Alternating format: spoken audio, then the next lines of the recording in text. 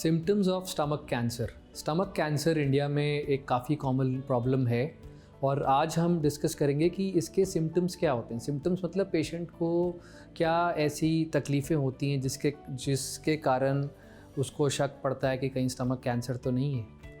तो सबसे पहले ये जानने की ज़रूरत है कि स्टमक कैंसर के कोई ख़ास स्पेसिफिक सिम्टम्स होते नहीं हैं बाकी कैंसर्स की तरह। फॉर एग्ज़ाम्पल ब्रेस्ट कैंसर में लंप होता है ब्रेस्ट में, ओरल कैंसर में मुंह में छाला हो जाता है, यूरिनरी ब्लैडर कैंसर में पेशाब के रास्ते खून आता है। स्टमक कैंसर के बड़े नॉन स्पेसिफिक से वेग से सिम्टम्स होते हैं। कई बार तो बहुत सारे केसेस में कोई सिम्टम होता ही नहीं है। पेशेंट्स कई बार बहुत हैरान हो जाते हैं कि ये कैंसर हुआ कैसे, उनको तो कोई तकलीफ़ ही नहीं थी। So the first symptom that comes to my mind for stomach cancer is weight loss. Weight loss जो कि अनएक्सप्लेन्ड है, यानी कि किसी ने कोई कोशिश नहीं की अपना वज़न कम करने की, कोई डाइटिंग नहीं की, कोई एक्स्ट्रा एक्सरसाइज नहीं की। ऐसे व्यक्ति में अगर वेट लॉस होता है तो that might be, I am not saying it is, that might be a symptom of stomach cancer. Now weight loss की भी डेफिनेशन है, यानी कि एक पेशेंट जिसका एटलीस्ट 10% वेट लॉस हुआ है। लेट्स से एक व्यक्ति 60 किलो का है और weight loss more than 5 to 6 kgs या उससे ज़्यादा, उसको हम सिग्निफिकेंट वेट लॉस मानते हैं। 1 or 2 kg of weight loss here and there doesn't count as weight loss. So this is the first symptom. Second symptom जो कि स्टमक कैंसर में हो सकता है वो है पेन। पेन ऑलमोस्ट 50% पेशेंट्स में प्रेजेंट करता है और ये पेन बड़ा ही नॉन स्पेसिफिक पेन हो सकता है। एक नॉन स्पेसिफिक फीलिंग पेट के आसपास, खाने से रिलेटेड या खाने के बगैर। कई बार पेन बड़ा स्पेसिफिक होता है, तीखा पेन होता है। उस केस में it's a pain because of some ulcer.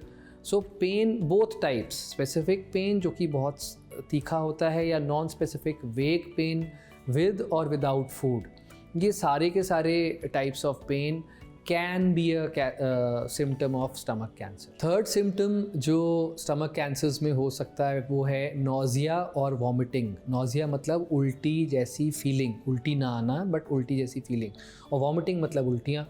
तो ऑलमोस्ट 30 to 40% पेशेंट्स में उल्टी या उल्टी जैसी फीलिंग विदाउट एनी रीज़न, ये एक थर्ड कॉमन सिम्टम है स्टमक कैंसर का। चौथा सिम्टम हो सकता है डिस्फेजिया, यानी कि खाना खाने में पेन होना या खाना अटकना। ये यूजुअली अपर स्टमक यानी कि गैस्ट्रो ईसोफेजियल जंक्शन जो होता है, यानी कि ईसोफेगस मतलब फूड पाइप और गैस्ट्रिक मतलब स्टमक, उसका सिम्टम होता है कि खाना अटक रहा है। पेशेंट कहता है मैं रोटी नहीं खा पाता, खाली लिक्विड चला जाता है, या कई बार लेट स्टेजेस में पेशेंट कहता है कि लिक्विड भी नहीं जा रहा है। तो this is commonly seen in 25% cases. अगला सिम्टम होता है मलीना।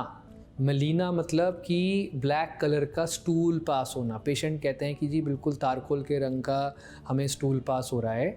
कॉज ऑफ मलीना इज़ के जो स्टमक कैंसर है वो ब्लीड करता है, तो वो जो ब्लड जब स्टूल के रास्ते निकलता है तो मलीना की फॉर्म में निकलता है, यानी कि ब्लैक कलर्ड स्टूल हो जाते हैं। सो this is seen in 20% of the cases. इसके अलावा कुछ नॉन स्पेसिफिक और सिम्टम्स होते हैं, जैसे कि पेट एकदम फूल जाना, अजीब सा एक डिस्टेंशन खाने के साथ या खाने के बगैर। ये सारे सिम्टम्स हैं अगर कैंसर स्टमक में हो। सो गैस्ट्रिक कैंसर और stomach cancer means same thing. One thing to remember is कि पेट जो हिंदी में बोलते हैं that is a non specific term. पेट हम पूरे इस शरीर के इस भाग को बोलते हैं। हम अभी डिस्कस कर रहे हैं एब्डोमेन, जिसको पेट बोलते हैं हिंदी में, उसका एक पार्ट है स्टमक। स्टमक उसका दूसरा स्टमक कैंसर या उसका दूसरा नाम है गैस्ट्रिक कैंसर। हम अभी उस स्पेसिफिक एंटिटी के बारे में बात कर रहे हैं।